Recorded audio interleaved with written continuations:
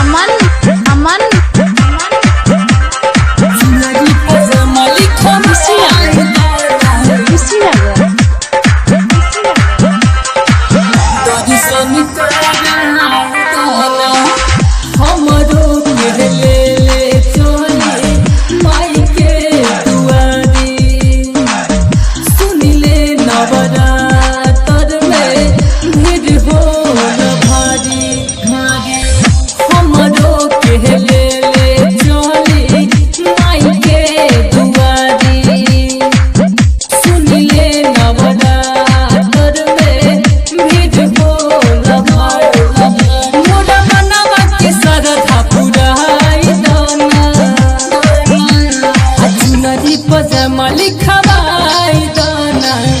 दर्शन कराई दाना चुनरी पजामा लिखवाई दाना दर्शन कराई दाना।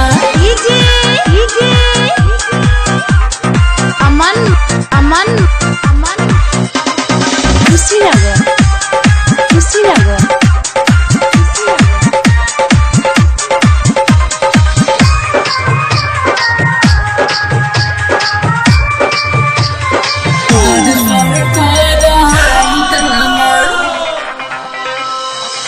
माई के आशीष पाके हम बनब माई जी सुने ले दुखिया भूखिया पर माई होखेली सहाय जी होखेली सहाय जी।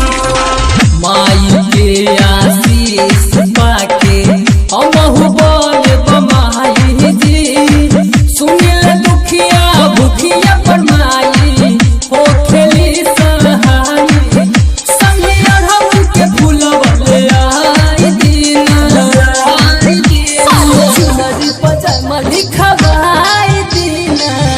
दर्शन कराई देना चुनरी पजामा लिखवाई देना दर्शन कराई देना।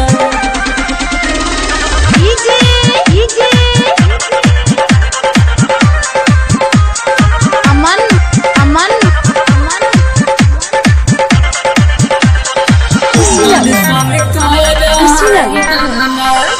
राइटर पिंटू देहाती धैल कलसा हाथ में मदन बबल विवेक संगे धैल कलसा हाथ में धैल कलसा